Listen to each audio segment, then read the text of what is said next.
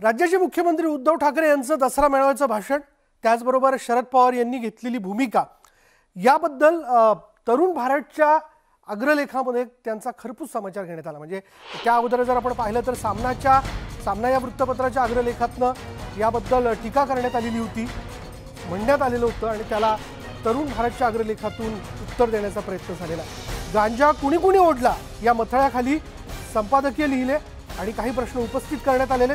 उद्धव ठाकरे स्वतः भाषणात सांगतात की मी वडिलांचे स्वप्नपूर्ती करण्यासाठी मुख्यमंत्री पदाची जबाबदारी स्वीकारली, तर दुसरीकडे फडणवीसांच्या टीकेवर उत्तर देताना शरद पवार म्हणतात की उद्धव ठाकरे मुख्यमंत्री बनायला तयार नव्हते, आम्ही त्यांना तयार केलं। त्यामुळे गांजा कुणी कुणी ओढला की जे असं वक्तव्य करतायत असा प्रश्न तरुण भारतच्या संपादकीयमधून उपस्थित करण्यात आला।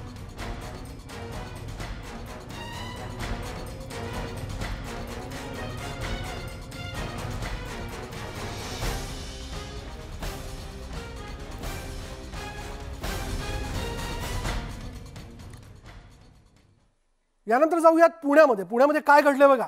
पुण्यामध्ये एक मारहाणीची घटना जी आहे ती घडलेली आहे। एका महिला कार्यकर्ता जी होती तिला जोरदार मारहाण झाल्याचा प्रकार जो आहे तिथे घडल्याचं कळतंय।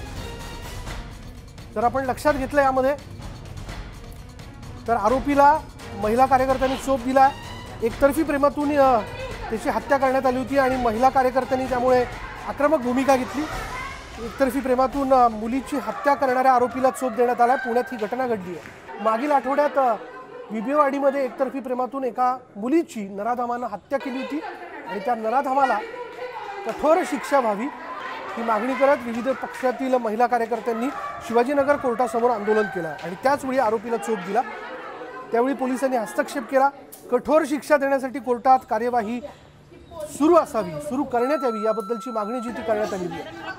तपास आणि न्यायालयात बाजू मांडताना हायगय केली जाणार नाही असं यावेळी पोलिसांनी सांगितलं। ही दृश्य आपण बघतो, हीच ती दृश्य आहेत पुण्यातली। यामध्ये विविध पक्षातल्या महिला कार्यकर्त्यांनी आरोपीला जबरदस्त चोप दिला।